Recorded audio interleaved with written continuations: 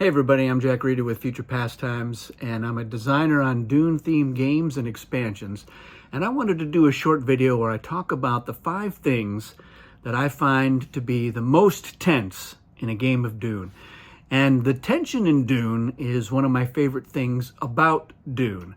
I think it's a great strategy game, and it's very thematic, and there's a lot of opportunity for there to be this delicious tension in the game.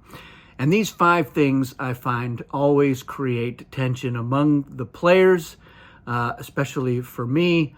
I also love to be on the other end of that, the one who's causing the tension. It's why certain factions are my favorite factions to play, and you'll see some of that in this short list. So it's just kind of a funny, silly thing to talk about, but in a way, it's what really makes Dune one of my favorite games to play. I really enjoy what this brings. So I'm going to start with number 5, which is, it's not something that typically has successful impact in terms of what it's supposed to do, but it always adds a level of tension to the game, and that is the Bene Gesserit prediction. So the Bene Gesserit faction, at the start of the game, they get to pick a faction that they think is going to win, and they have to also pick the turn that they think it's going to happen. So they have these cards that for each of the other factions in the game, and a card for each of the 10 turns, and they pick the 2 cards and they secretly set them aside and then get rid of the other ones without revealing anything. And then what happens is, if that faction does win the game on the turn predicted, then the Bene Gesserit reveals the cards and they win instead. And what happens is, whenever somebody is going for a win, there's always some little element of, but is this going to be the Bene Gesserit prediction? Because if they're going to win through prediction, we don't want that. We don't want that to happen. We don't want the win to happen now. These sorts of things. And especially when the Bene Gesserit is helping somebody to win, because that's the ultimate double cross there. If you've predicted your ally as the faction that's going to win on the turn that they do it, then you have stolen the win from them as the Bene Gesserit. So I've seen many games where players are using their truth trance to just ask the Bene Gesserit, did you predict faction X on this turn? And that's how serious it is. When you're wasting a truth trance to eliminate the possibility that the Bene Gesserit have predicted a certain faction on a certain turn, that's a tension that you can't ignore. So I love that about the game. I love that about the faction. And I just love that it makes everybody paranoid. So it's one of my favorite things. It hardly ever are correct. So that's what makes it extra special when it happens. But yeah, the tension is always there. The number 2 thing on the list, and it's something that I know a lot of other players are feeling, and that is the Tleilaxu face dancer. Everyone is worried that, I'm going to go for the win, but then the win is going to be stolen from me because my leader is actually a face dancer. And then there's the extra level of that tension where people are afraid that there's a turn where there's a lot of battles, that suddenly the Tleilaxu faction is just going to win the game without having been involved in any of those battles. Again, this is something that does not happen very often. It's very unlikely, but the tension is there, and that's one of the things I love most about the Tleilaxu faction, is that everyone is tense and nervous about the possibility that their leader is going to be a face dancer. And that's what's so great about it. It's that uncertainty. You're not sure if you can trust Lady Jessica. You've got the Kwisatz Haderach, so she can't be called traitor, but she might still be a face dancer, and that you just can't account for it. You could waste a truth trance on it. Absolutely. By all means, go for it. But yeah, I just love that. I love that tension. I loved that when the Tleilaxu faction first came out, there were a lot of people who were belly aching and complaining about it was broken because they could just win on turn 1 without even landing any of their forces during the shipping and movement phase. And while theoretically true, just not really likely to happen. It's pretty astronomical. I find in most games they don't even get to reveal all 3 of their face dancers over the course of the entire game. So again, it's one of those things like the Bene Gesserit prediction where when these things do happen, they're very memorable and extra special. And maybe it's ruining somebody's plans, but it's great for the Tleilaxu. But I just love that. That tension is always there, every battle. In some cases, people are like, well, we're going to lose the game unless a face dancer comes to our rescue. So it kind of cuts both ways, which, again, I like that. I like that element. In that same vein is my number 3 on the list here, and that is the presence of the Moritani terror tokens. Those tokens have added so much extra tension to the game because the players, they don't know what the effects are once they start popping up on the board. They just know they don't want to go to that stronghold if they can help it. And they're all trying to egg each other on. Why don't you go into Carthage and set off that terror token so that we can find out what it is? And you're like, oh, maybe I don't want to do that. Well, it's probably just one of the gentler ones, like the one where they're just going to get some spice, extortion. That's not so bad. Well, maybe it's that. Maybe it's atomics, and I'm going to be blowing up my forces, or it's assassination, and one of my leaders is going to die, or the Moritani is going to steal half of my spice.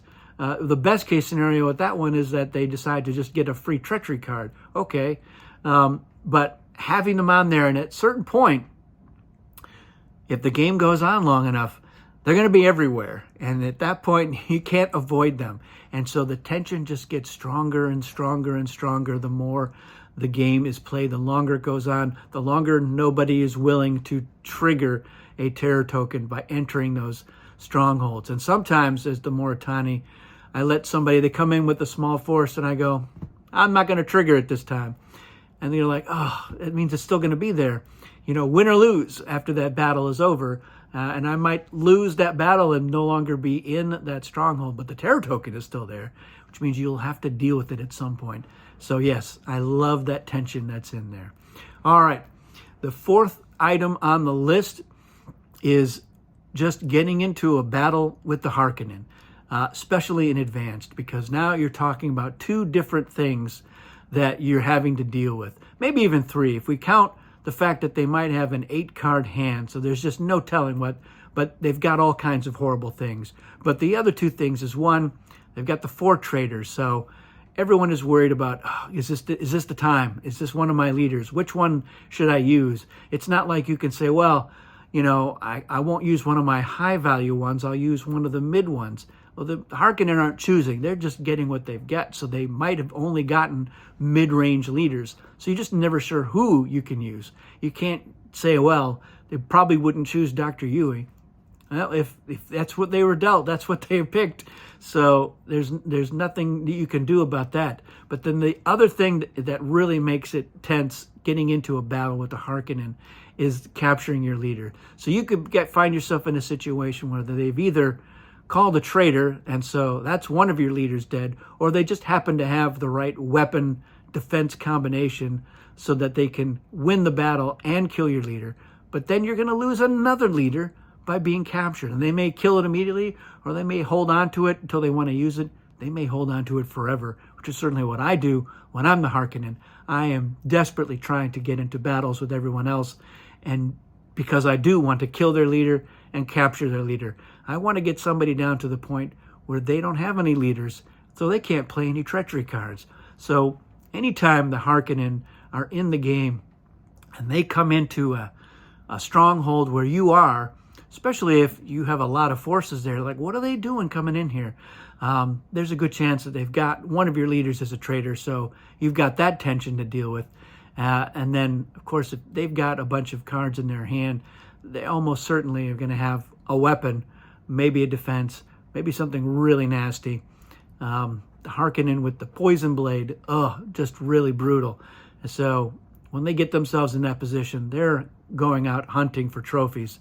And that's what I like to do as a Harkonnen. So just having them in the game can be tense, but when they are aggressively going after people, nobody is happy about that situation. And this brings me to the last thing, the thing that causes tension in a game, and that's when Atreides, they're doing their battle prescience, and the question that they ask, what number are you dialing? It never fails. People are like, oh, why are you asking me that? Oh, now I've got to do the math. I've got to figure out what do you think you're doing here? I'm counting the forces. I'm trying to think, all right, you know certain things about my cards. This is miserable. It's the one part of the battle plan that I think most people hate to hear. A lot of people, they're like, I haven't even thought about what I'm going to dial, and now I have to think about it. And now it's the one thing I don't want to think about. So that creates just a fabulous tension, and it makes people sometimes second guess themselves. They're like, oh, maybe I don't bother playing the card I was going to play. Now I think I can't win this, whereas before I thought maybe I could. But you seem to have done the math, or you've figured out, all right, if I say I'm dialing a 4, what does that mean? Does that mean that you've figured out that you can dial whatever and you're going to win this battle? Or are you just messing with me? That's the great thing about that question. It's a very underrated element. A lot of people don't bother asking about the number dialed. It's always about what's your weapon or what's your defense. But when they eschew weapon and defense and go straight to number dialed, they know something you don't know, and that's bad news for you, and it makes people very tense. So those are the 5 things that I think are the most tense in a game of Dune. Let me know in the comments if you have other things that give you anxiety when you're playing the game, or that you see other people react to with tension when you introduce it, or when you are involved in some capacity. Is it some kind of a faction advantage, certain cards used, some other element? We want to hear about it. What are the tensest things that you see in a game of Dune? That's it, everybody. Thanks for watching, and we'll see you again soon.